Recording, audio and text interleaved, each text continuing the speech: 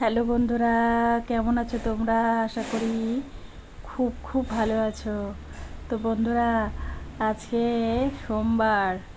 তো আজকে এখন কটা বাজে? 1:11। খুব ভালো সময়। তো তোমাদের সাথে গল্প করতে চলে আসলাম। গল্প করতে চলে আসলাম কারণ আমার এখন একটু সময় হলো, একটু দেরি হয়ে গেল। একটু ব্যাংকে গিয়েছিলাম, কাজ ছিল, কাজটা মিটিয়ে আসলাম, এসে খাওয়া দাওয়া করলাম। খেয়ে দিয়ে তো কাজ করা যায় না। তো এখন দেখো তোমাদের সাথে একটু গল্প করব, করে আমার আবার রূপসার ছুটি হয়ে যাবে, রূপসাকে পার করে আনতে হবে, তোমরা জানো প্রতিদিনকার ডিউটি। তো চলো বসে বসে গল্প করি। তো বন্ধুরা, কালকে গুরু পূর্ণিমা ছিল। তো গুরু পূর্ণিমা ছিল, কিন্তু কালকে রূপসার গানের স্কুলও ছিল। তা ওদের সকালবেলা উঠে, ঘুম থেকে উঠেই না, যেহেতু ফোনটা হাতে ধরবে, সেহেতু রূপসাকে গুরুমা আর গুরুজিকে প্রণাম জানাতে হয়। কিভাবে প্রণাম জানায়? হোয়াটসঅ্যাপে গ্রুপ আছে, সেই গ্রুপে না প্রণাম জানাতে হয় যে গুরুজি গুরুমা আপনার চরণে শতকোটি প্রণাম। তাহলে গুরুদেবের আশীর্বাদটা পাওয়া যায়। এটাই গুরুদেব যা শিখিয়েছে, তাই আমার বাবাও শেখাতো যে এই মাস্টার এসছি, তাড়াতাড়ি পায়ে হাত দিয়ে মাথা টুকে প্রণাম কর, আশীর্বাদ নে। এগুলো আমার বাবাও শেখাতো। তো গুরুজি গুরুমাকে প্রণাম জানিয়েছে। কালকে গুরু পূর্ণিমা ছিল, তা গুরু পূর্ণিমাতেও সেটাও আলাদা করে গুরু প্রণাম জানিয়েছে গুরু পূর্ণিমা। তারপরে গুরুজি বাড়িতে যাওয়ার পরে গুরুজি মিষ্টি টিষ্টি দিল। এবার আমি ভাবলাম পরে একটু পরে নিয়ে যাব, কারণ আমি যে দোকানটা থেকে নিই না, সেই দোকানে সেই সময়টা খোলা ছিল না। তো আমি তো জানি আমি দেবই। দিয়ে তারপরে গুরুজি গুরুমা আমাকে রূপসাকে মিষ্টি দিল। আমরা খেলাম। রূপসা তো গিয়েই প্রণাম করে, আসতে গিয়ে প্রণাম করে, মানে প্রণাম ওদের করতেই হয়। দেখো, যারা সঙ্গীত যারা শিখেছে, তারা কিন্তু গুরুজি গুরুমার নাম শুনলেই কানে হাত ঠেকায়। তো সেই শিক্ষায় গুরুজি গুরুমা দিয়ে আসেন যে ওনাদের যে গুরুজি গুরুমা, তাদের নাম ঠেকালে কানে হাত দিতে হয়, তাহলে ওই গুরুজি গুরুমার নাম শুনলেই কানে হাত দিতে হয়। তো সকালবেলা উঠে প্রণাম, মানে যতবার দিনে পারবে প্রণাম, গুরুজির আশীর্বাদটা পাওয়া যায়। আশীর্বাদ ছাড়া, গুরুর আশীর্বাদ ছাড়া কোনো কিছুই সম্ভব না। বইয়ে তো কত কিছু লেখা আছে, গানের বই আছে, এই যে বই পড়ে মুখস্থ করে, কিন্তু গুরু যদি না থাকে তাহলে কিন্তু বই পড়ে কিছুই হয় না। ওই জন্য একটা মাস্টার খোঁজে সবাই, ভালো গুরু খোঁজে, যে এই গুরুর কাছ থেকে শিক্ষা নিলে তাহলে ভালো হবে। তো যাই হোক, যে কথা বলছিলাম, আমরা তো খেলাম, তার রূপসাত গুরু প্রণাম জানালো। এবার আমি আবার মিষ্টির দোকানটা খুলেছে, আমি খবর পেলাম। দিয়ে আমি আবার তাড়াতাড়ি মিষ্টিটা আনতে যাব। ঠিক বুঝে ফেলেছে গুরুজি, ঠিক বুঝে ফেলেছে। আমাকে বলছে আমি তো বড় দাদা হই, আমি কিন্তু ছোটো বোনের সব কিছু বুঝতে পারি। তো আমি বললাম না না, আমার ছেলে ডাকছে, বলে আমি বেরিয়ে চলে এসেছি। রূপসা থাক, আমার ছেলে ডাকছে, আমি একটু আসছি। বলছে অন্যদিন ছেলে ডাকে না, আজকে হঠাৎ ডাকছে। আমি না, খুব এমার্জেন্সি আছে, এই বলে বেরিয়ে এসেছি। বেরিয়ে এসে তারপরে মিষ্টি নিয়ে, আমার মানে যে পছন্দের মিষ্টিটা, সেই মিষ্টিটা নিয়ে আমি আবার রূপসাকে ডাকলাম, গিয়ে রূপসা দিল। তার মধ্যে হয়েছে কি, আমি যখন ছিলাম না, গুরুজি আর গুরুমা তো সবাই এসে প্রণাম ঠুকছে আর করছে, মিষ্টি দিয়ে যাচ্ছে। এবার রূপসাকে করেছে কি, রূপসা মিষ্টি খেতে ভালোবাসে বলে 6টা বড় বড় মিষ্টি খাইয়েছে। ও বসে বসে খেয়েছে আনন্দ করে। আমি তো জানি না। এবার আমি ওকে নিয়ে চলে আসলাম, রাস্তায় বেরিয়ে বলছে ও মা, হাঁটতে কিন্তু একটু কষ্ট হচ্ছে। আমি কেন রে? বলছে কি যে জোরে জোরে হেঁটো না, আমি আসার সময় একটু হেঁটে হেঁটে আসি, কারণ আমার এক্সারসাইজেরও দরকার। আর যাওয়ার সময় টোটো করে যাই, কারণ গানে আবার টাইম আছে, এই টাইমে ওদের সব টাইম ফিক্সড করা আছে। যখন যেমন গেলাম তখন তেমন গিয়ে তাহলে ক্লাস হবে না। যার যে টাইমে সেই টাইমে যদি একটু এদিক ওদিক হয়ে যায়, গুরুজি রাগ করেন। তাই জন্য আমরা সবাই ঠিক টাইমে যাই। এবার আমি একটু দেরি হয়ে যায় যদি বলে দিই যে এই টাইমের মধ্যে ঢুকে যাব, ক্লাসে থাকবেও, তো তখন আমি টোটো করে যাই। এইবার আসার সময় যখন হেঁটে আসছি, রূপসা বলছে আসার সময় তো অত তাড়াহুড়ো নেই, আস্তে আস্তে হেঁটে হেঁটে যাচ্ছি। তা আমাকে বলছে মা বেশি জোরে হেঁটো না, আমার না খুব পেটে ব্যথা করছে। যে কেন রে, পেটে ব্যথা কেন করছে? তোকে যে রেখে গেলাম তো পেটে ব্যথা করছে কেন? দিয়ে বলছে কি যে তুমি জানো তো, তুমি যখন ছিলে না, গুরুজি আর গুরুমা আমাকে আরও 5টা মিষ্টি, মানে আমি থাকতে একটা খেয়েছে, আরও 5টা বড় বড় মিষ্টি খাইয়েছে। আর গুরুজি বলছিল আরও ঘরে আছে, ওপর ঘরে আরও আছে, সেগুলো নিয়ে আসবো। তা আমি বললাম এই করেছিস কি তুই? এতগুলো মিষ্টি খায় নাকি? তুই এতটুকু মানুষ, পেটে ব্যথা করবে তো। তারপরে বাড়ি এসে একটু একটু পেটে ব্যথা করছিল, যাই হোক কোনো রকমে সামলেছি। তো সেটা তো গেল একটা কথা। এবার ও যখন ছোট ছিল না, আমার অ্যাক্সিডেন্ট হয়ে গেছে, তারপরে আমি বিজয়া দশমীতে আমার পাশেই গিয়েছি একটা যে বাড়িতে। তো আমার হাতের এই কন্ডিশন, তাও আমি গিয়েছি রূপসাকে নিয়ে খুব কষ্ট করে।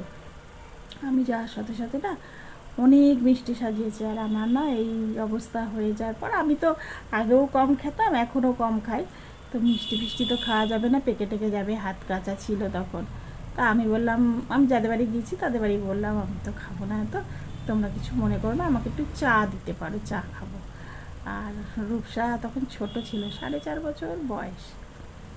ও করছে কিনা মাথায় হাত দিয়ে বলছে, মানে এরকম এরকম করে কপাল চাপ দিয়ে বলছে, মিষ্টির প্লেটটার দিকে তাকিয়ে বলছে ওদের, হায় হায় হায় এ কী করেছো? ওরা বলছে এই যে এত ছোট্ট একটা মানুষ যে মাথায় হাত দিয়ে যে বলছে কথাটা, মনে হচ্ছে কোনো বুড়ো মানুষে বলছে। ওইগুলো দেখবো বলেই আমরা বসে থাকি কখন রূপসা আসবে। দিয়ে তারপরে ও করলো কি, ওই মিষ্টি 12টা মিষ্টি দিয়েছে ওরা, আর মিষ্টি আর ঘরে ছিল না মনে হয়, 12টা মিষ্টি ওর প্লেটে। তো ও কতগুলো পারলো, খেলো, খেয়ে আর খেতে পারছে না, ছোটো মানুষ তো কত খাবে, মিষ্টি খেতে ভালোবাসে বলে কি পেট ফাটিয়ে খাবে তা না। দিয়ে তারপরে ওকে বললো তাহলে এটা প্যাকেটে করে দিই, তুই বাড়ি গিয়ে খাবি। তার প্যাকেটে করে দিল, বাড়ি এসে ওই রেখে রেখে খেয়েছে। তো যাই হোক, মিষ্টি খেতে এত ভালোবাসে, স্যার ব্যায়াম এতগুলো মিষ্টি দিয়েছে যে বসে বসে খেয়েছে। এখন একটু বড় হয়েছে, 6টা মিষ্টি ওর কাছে কোনো ব্যাপারই না। বাড়ি এসে যখন পেটে ব্যথা করছে, একটু একটু মুখখানা কেমন করছে, আর কি রে পেটে রেতে ব্যথা করছে না? কি বলছে, না না পেটে ব্যথা করছে না। দেখো, তবুও ওকে মিষ্টি খেতেই হবে, রং বেরঙের মিষ্টি, মানে বিভিন্ন রকমের মিষ্টি স্যার খাওয়াচ্ছে, বলছে আরও খাবি আরও খাবি। যখন দেখছে না একটু পেটে ব্যথা করছে, তখন ছেড়ে দিয়েছে। একদিন সৌরভ মিষ্টি তো রোজই খায়, আজকেও মিষ্টি নিয়ে গিয়েছে। আজকে যে মিষ্টিটা নিয়েছে, কালকে আমি আমাদের জন্য নিয়ে আসলাম, কারণ আমরা সকালবেলা ব্রেকফাস্টে আমি আর কিছু বানাবো না, আমি রুটি করব। ওই দিয়েই আমি বললাম কি যে ওই মিষ্টিটা ঘরে থাকলে একটা করে খেয়ে নেবো। আর ওর বাবা মিষ্টি খায় না, আর রূপসা টিফিনে নিয়ে যাবে, একটা মিষ্টি দিলে আর 2টো পরোটা দিলে ওর হয়ে যাবে। তো রোজই তো কিছু না কিছু, আর ভালো ভালো বিস্কুট, ওরিও বিস্কুট, তারপরে আরও কী কী বিস্কুটও বলে, ভালো ভালো বিস্কুট ছোটো ছোটো প্যাকেট দিই, তারপরে মিষ্টি দিই। আমি তো কোনো কিছু খাবার দাবারে আমরা যেভাবেই হোক কষ্টসাধ্য করেও দিই। এবার কোনো কিছু তো কম রাখি না। এবার ও ওখানে 6টা মিষ্টি খেয়ে এসেছে, তারপরে তাও আজকে বলছি কি যাবি না মিষ্টি নিয়ে যা, কিন্তু ও সকালবেলা একদিনকে মিষ্টি খেয়ে গিয়েছে স্কুলে। আর ওদের পেয়ার লাইনে না অনেকক্ষণ ধরে পেয়ার হয়, আর ও করেছে কি, রোদ্দুরে পেটে মিষ্টি একখানা জল দিয়ে খেয়েছে, আর ওপর থেকে রোদ, মানে কোনো দিন খালি পেটে যায় তো সবসময়, সেদিনকে ও লোভে পড়ে খেয়ে গেল। এলাম খাবি, খেয়ে যা। দিয়ে তারপরে যখন বমি হয়ে গেছে, তখন আমার নামে দোষ করলো। বলো, আমি বললাম খেয়ে যা, তুই খেয়ে যাবি, তুই জানিস না তোর শরীর খারাপ করে, সকালবেলা কিছু খেলে, সকালবেলাও কিছু খেতে পারে না। ওকে একটা বিস্কুটের প্যাকেট দিয়ে দিই ছোটো, ওইটা ওর যখন মন হয়, মানে 11টার সময়, তখন ও খেলো, না হলে আর খেতে পারে না, কারণ ও খেলেই ওর বমি হবে। ও একটু জল টল খেয়ে থাকে, 11টার সময় ওদের টিফিন হয়, তখন ও ওই পরোটাটা খায়, বিস্কুটটা খেলে খায়, না হলে গাড়িতে আবার আসার সময় খায়, এইভাবে। তা আমি ওকে দিয়ে রাখি, দেখ টিফিনে বাক্সটা খুলিস না, ওই ইয়েটা খা, তো যাই হোক, আমি মানে দিয়েও আমার বিপদ হয়, আবার না দিয়েও বিপদ হয়। যাই হোক বন্ধুরা, মেঘ করে গেল। গল্প বলতে শুরু করলে আর শেষ হবে না। রূপসার গল্প, রূপসার এক একটা যা গল্প আছে না, এখন স্কুলে, তাই জন্য এত সুন্দর করে বলতে পারছি। এক একটা যা গল্প আছে শুনলে ভাববা যে কোথাকার বুড়ি আমাদের বাড়ি চলে এসেছে। আর ও যখন জন্ম হয়েছিল, জন্ম হওয়ার পরে নতুন যখন কথা শিখছে, তখন কীরকম কথা বলতে বলো তো? ওই বাঙাল দেশের যেমন কথা আছে না, বাংলাদেশে যে একটু খাইছো আইসো, আইলাম যাইলাম, এইরকম কথা বলতো। আমরা কিন্তু কেউ বলি না ওরকম কথা, তাও অনেক সব বলতো, মানে পুরো বাঙালি কথা বলতো যখন ও কথা বলতে নতুন শিখলো। তো আমি ভাবতাম যে এইগুলো কোথা থেকে ও শিখলো, আমরা তো এরকম কথা বলি না। আমার তো দেখছো তোমরা যে আমি স্পষ্ট বাংলা বলি, এদেশীয় ভাষা বলি, ও দেশীয় ভাষা বলি না। দিয়ে ও কোথা থেকে, তাই মনে ভাবতাম যে গত জন্মে মনে হয় ও ওই রকম করে কথা বলতো হয়তো, তাই জন্য ওইভাবে পেয়েছে। ভাষাই কথা বলতো, ওই জন্য এই জন্মে এই কথা বলতে শিখেই ওটাও ভুলে যায়নি, ওটাও ব্রেনে আছে, সেইটাই ও বলছে। তো যাই হোক, এখনও ঘুমিয়ে না হিন্দিতে কথা বলে। আমি একদিন গিয়ে বলি ভাবি যে কী বলছে, ভালো করে শুনি তো কাকে বলছে।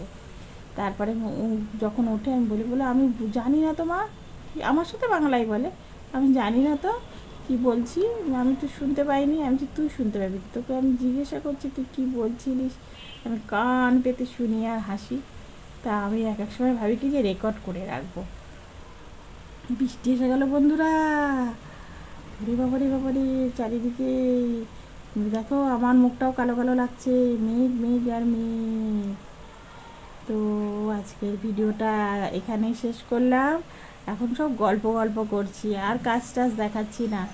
আজকে শ্রাবণ মাসের প্রথম সোমবার, আজকে আমরা নিরামিষ খেয়েছি, চাল ডাল দিয়ে খিচুড়ি মতো করে একটু ঘি দিয়ে খেয়ে নিয়েছি।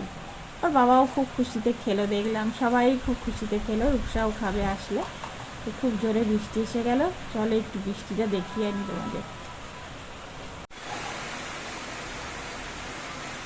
দেখো বন্ধুরা, বৃষ্টি চলে আসলো, এই দেখো কি সুন্দর বৃষ্টি হচ্ছে, এই রোদ এই বৃষ্টি, বর্ষাকালের এই মজা,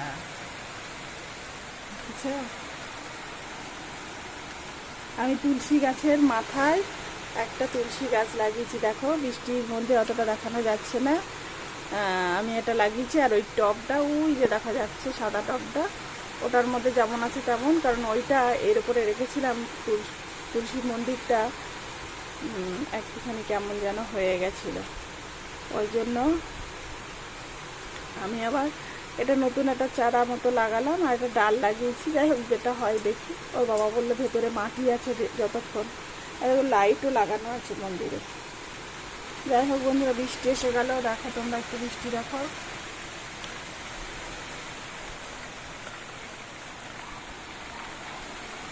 তো তাহলে বন্ধুরা খুব ভালো থেকো, আবার দেখা হবে নেক্সট ভিডিওতে। বাই বন্ধুরা।